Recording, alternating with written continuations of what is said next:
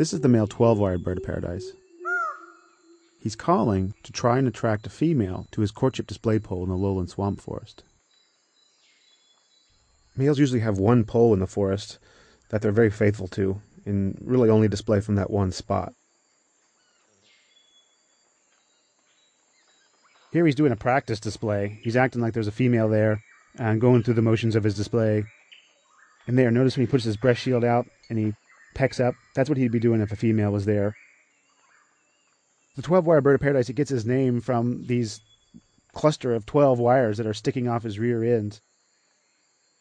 The real question is, what's he do with those wires? So here we have a female who landed on the branch below him. And what the male's got to do is, he's got to get her interested. He's trying to give her plenty of opportunity to not get too close. And she's sitting there. And he's like, all right, well, you're not going. And he immediately spins around and presents his backside.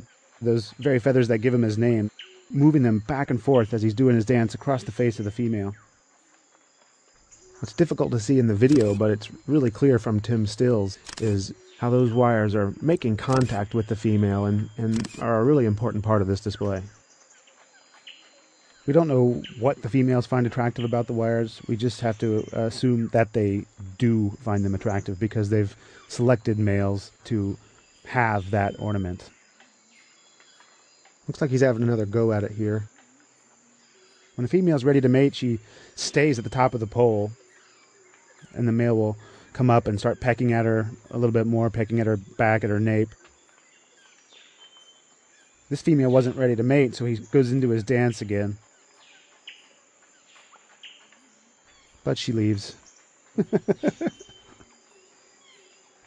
This is a great example of how courtship frequently ends in birds of paradise.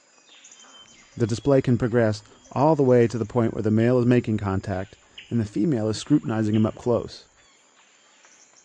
But ultimately, she decides, for whatever reason, not to mate.